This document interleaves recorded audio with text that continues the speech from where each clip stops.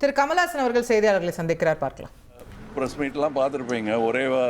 ஒரே கொள்கையும் ஒரே இலக்கையும் நோக்கித்தான் நான் பயணிச்சிட்டு இருக்கேன். இப்போவும் அதே தான். இப்பொழுது நம்முடைய நாட்டிற்கான ஒரு முக்கியமான போராட்டமாக அதில் தமிழகம் முன்னணியில் நிற்கிறது. அதற்கு உறுதுணையாக நிற்க வேண்டியது தான் என் கடமை என்பதை நான் முடிவு செய்து பல நாளாகிவிட்டது.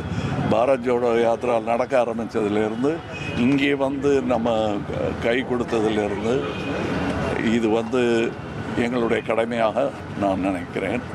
எனக்கு அரசியல் தொழில் அல்ல, கடமை. அப்படித்தான் எல்லோரும் இருக்க வேண்டும். நான் ஒரு சவால்லாம் விடலை, எந்த தலைவர் இப்படி பண்ணார்ன்றதெல்லாம் கேட்க மாட்டேன். நான் செய்திருக்கிறேன். அதுதான் நான் நம்பும் அரசியல். சுயநலமற்றதாக, கடமையாக அது இருக்க வேண்டும். எல்லோருக்கும் அது அப்படித்தான் இருக்க வேண்டும் என்று நம்பி வந்தவன் நான் அரசியலில். அதே பயணத்தில் தான் நான் நடந்து கொண்டிருக்கிறேன்.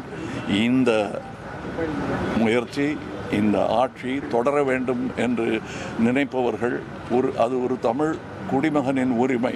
அந்த நிலையிலும் ஒரு கட்சித் தலைவன் என்ற நிலையிலும் நான் எடுத்திருக்கும் முடிவு இந்த ஆட்சி மீண்டும் மலர வேண்டும், வர வேண்டும் என்பதுதான். அது என் முடிவு. என்னுடன் 40 வருடமாக, 30 வருடமாக, 25 வருடமாக, இப்படி 20-15 வருடங்களாக என்னுடன் வந்து கொண்டிருக்கும், தலைமுறையாக தொடர்ந்து என்னுடன் வந்து கொண்டிருக்கும் என்னுடைய தொண்டர்கள், ரசிகர்களாக இருந்து தொண்டர்களாக, நற்பணி தொண்டர்களாக மாறியவர்கள் இன்றும் என்னுடன் இருக்கிறார்கள். என்னுடைய அறிவுரையெல்லாம் கட்டளையாக ஏற்றவர்கள், அரசியலுக்கு நான் வந்த பின் கேள்விகள் கேட்டு பதிலும் பெற்று என் பாதையில் என்னுடன் தொடர்ந்து நடைபோட்டு கொண்டிருக்கிறார்கள். அந்த 9 வருடமாக அதுவும் அழுத்தமாக என்னுடன் நின்று பயணித்து கொண்டிருக்கிறார்கள்.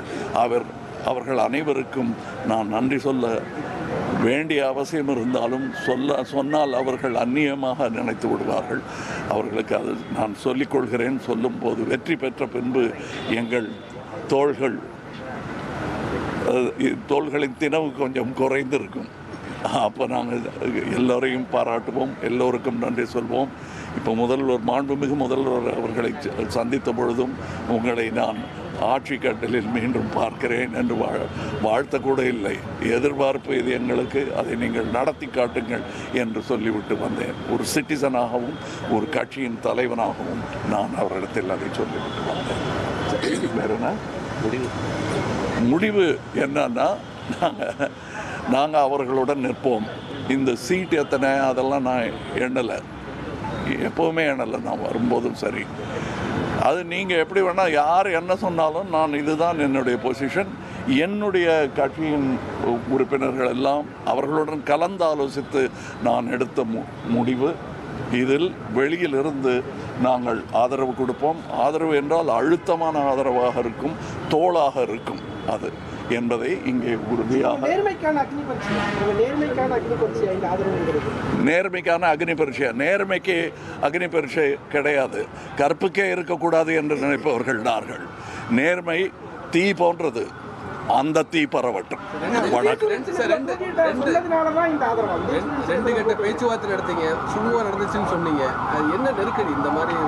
நெருக்கடிங்கிறது தமிழ்நாட்டுக்கே வந்திருக்கு, கட்சிக்கு இல்லை.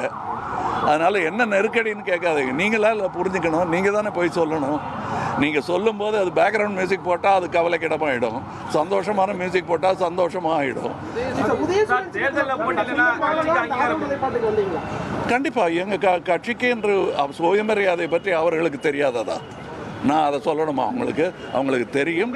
என்னை அவர்கள் பெருமரியாதையுடன் நடத்தி கொண்டிருக்கிறார்கள், நடத்துவார்கள் என்ற நம்பிக்கையும் எனக்கு இருக்கிறது.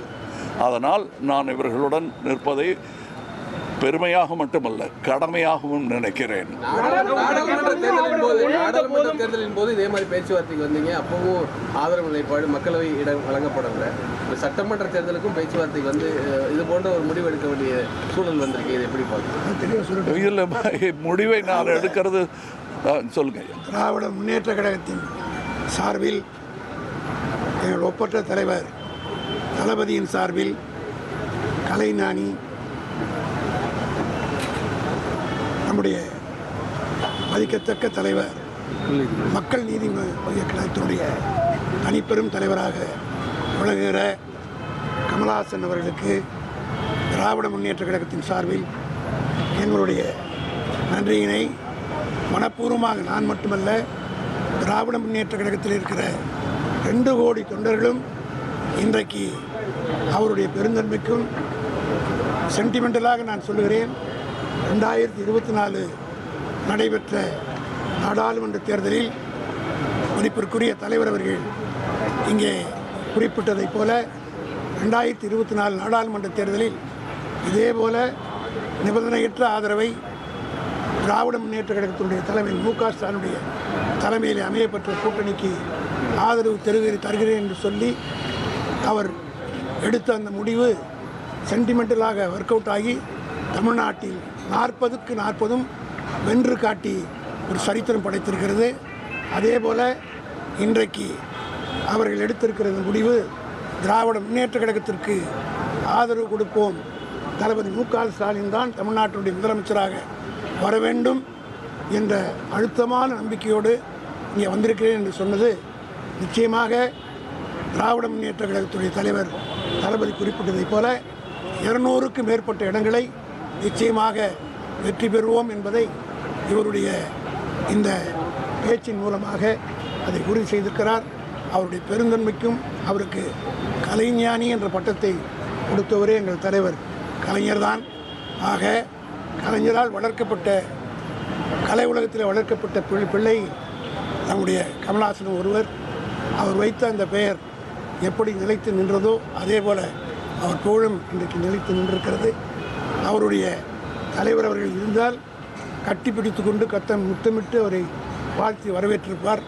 அவர் இல்லாத இந்த தருணத்தில் அவர் பெற்ற மகனை அந்த அரியாசனத்திலே அமர வைக்க வேண்டும் என்ற அந்த உணர்வோடு இன்றைக்கு அவர் செய்திருப்பதை திராவிட முன்னேற்ற கழகத்தில் ஒரு 63 ஆண்டு காலமாக தொடர்ந்திருக்கிற ஒரு தொண்டன் என்கிற முறை உள்ளிருக்கிற வகையில் அவருடைய திமுகவுடைய கடைசி தொண்டனிலிருந்து மூத்த தலைவருடைய அனைவரின் சார்பிலும் என் சார்ந்த நன்றியை தெரிவித்துக் கொள்கிறேன்.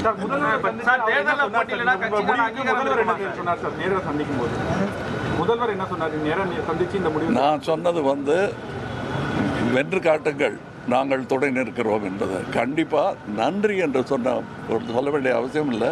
எங்களுக்கு இருக்கும் அழுத்தமான உறவில் எல்லாருக்கும் எதற்கே நன்றி சொல்லணும்னு நினச்ச அந்த பெருந்தன்மைக்கு நான் என்றுமே தலை வணங்குவேன். இப்போவும் அதை இவர் மூலமாக அவர் சொல்ல பணித்ததினால்தான் இவர் சொல்லியிருக்கிறார் என்பதும் உங்களுக்கு தெரியும்.